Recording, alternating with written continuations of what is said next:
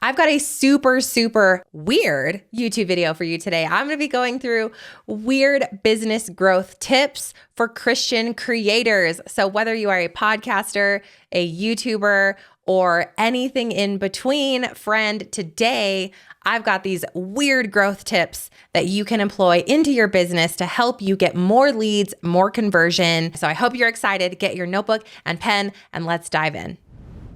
Growth advice is everywhere. Go to social media, TikTok. I still don't have a TikTok to this day, praise the Lord.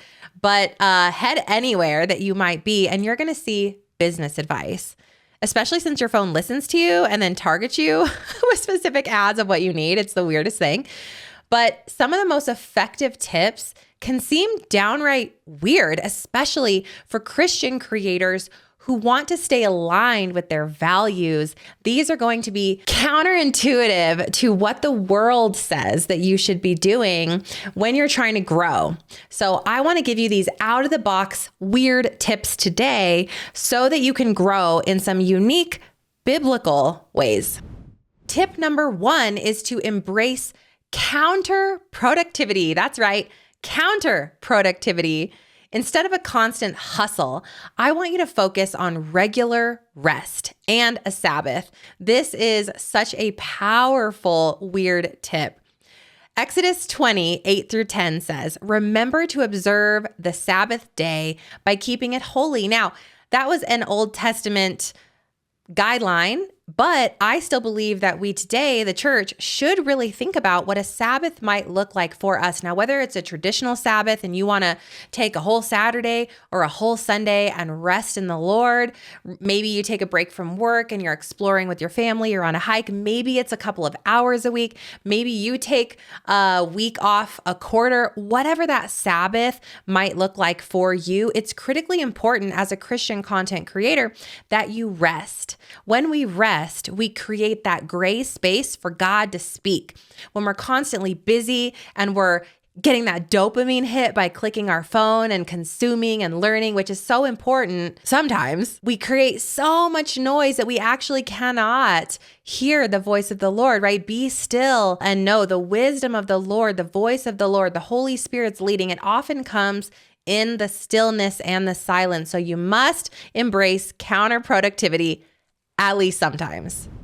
Weird tip number 2 is to network through giving, not through taking. So I want you to approach networking with a mindset of service rather than a mindset of what can I gain, what can I get. Here's the weirdest thing ever, okay? I want you to offer help without asking for anything in return. I have experienced this twice in the last couple of weeks. One of my friends, Gillian Perkins, who you guys might know here on the YouTube platform, she knew that I was starting my YouTube channel and exploring and testing and not getting anywhere. So she just decided that she was going to give of her time and do a YouTube audit for me, literally from the kindness in her heart, from a service perspective. She didn't ask me for anything in return. It was a gift from friend to friend, from kingdom entrepreneur to kingdom entrepreneur. And I am telling you, that just was the most kind thing she could ever do. And then when she asked me to come and be a speaker on her summit, of course I said yes, because I'm now going to repay that forward. I am going to have that heart posture, not just with Gillian, but with other people, because it meant so much to me. Another one of my friends, his name is Grant, and he actually called me up and was like, "Hey, I have this whole team of YouTubers and we're going to come over and we're going to audit your account." Guys, again, totally free as a gift. This is such a beautiful thing. Now, do I think that they're trying to gain something and network with me? No, I don't. I think that they're being really Christ-centered, incredible CEOs who have this service-based heart posture. But I also believe that if you want to grow in these circles of people that are within a network that you want to get into, in a speaker circle, in a podcasting level that you want to start connecting with, how can you serve them? Whether or not anything comes from it. I know that this is weird and counterintuitive, but Matthew 5:16 says, "Let your good deeds shine out for all to see." So now I have been a recipient of those kind gifts from others, and I have that same heart posture. I've also done free coaching for people when I felt the calling of the Lord ask me to. I've given all kinds of resources and gifts and things, whatever I can give. I recently gave a course away pro bono to somebody who was looking to start a podcast, who's in ministry, and she just moved across the country and she wants to start a podcast. And I just felt the leading of the Lord for me to gift that to her. So how can we do these things sometimes that are out of the ordinary so that we can just serve without that selling posture? All right, weird tip number 3 is to market yourself authentically without selling.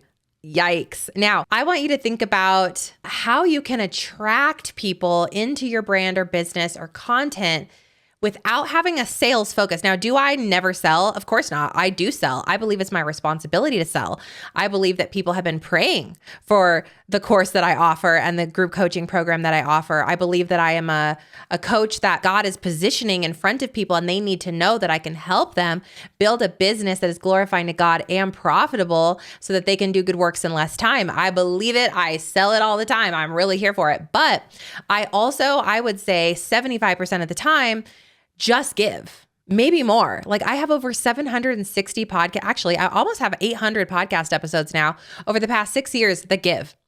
6 years of content to help people grow, start a podcast, scale, make a course, coach, learn all the nuance of business, learn how God supports business owners, biblical principles and faith, all of it. So how can you market yourself from a teacher perspective, so to speak, without having the sales mindset? Now, it doesn't mean we don't sell. It just means that as you create content, have that position of authenticity with a sprinkle of sales. I think that's a great way to position yourself. Where I see my students have the greatest success is they storytell, they share. I shared a couple of examples with you of how people have been kind to me, how I've been kind to others in this weird tip that I gave you about networking through giving, not taking. It's kind of a similar thing here. How can you storytell and share authentically? What are the things you're most embarrassed of?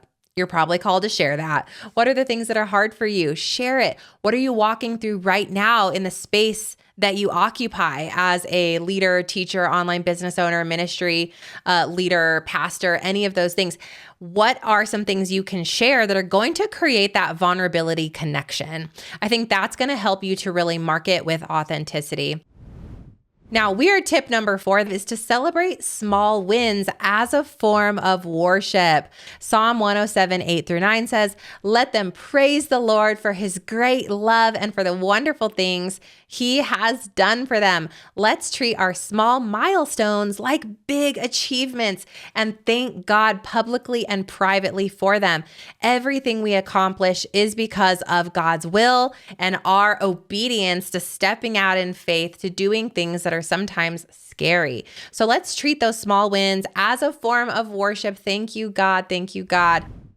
Weird tip number 5, turn rejections into prayer points. So Philippians 4:6 says, "Don't worry about anything. Instead, pray about everything." Instead of getting discouraged by small setbacks, you are going to face those in your business. You're going to have moments where things don't work out, where you feel like a failure, where you're frustrated. Turn those small rejections or frustrations into prayer points. Bring them to the feet of Christ. Pray over them in the moment. There is no perfect way to pray, friends. You don't have to wait to go into your prayer closet for 4 hours. Sometimes it's a whisper in the moment. Lord, I'm feeling frustrated. I cannot record this podcast. I keep messing up and tripping over my words. Father God, please help me to be a vessel. Let the Holy Spirit speak through me right now in Jesus' name. It's a prayer point, and the Lord hears all prayers. So those are some weird tips that I want you to really think about, to really put into practice in your business right now so that you can grow in that Christ-like leadership as a business owner and have favor and abundance so you can be in partnership with God for whatever the will is that he has for you in your business or ministry. I am praying over you today and every day, and I just am excited about the work you and the Lord are doing in partnership. Thanks so much, and I'll see you soon.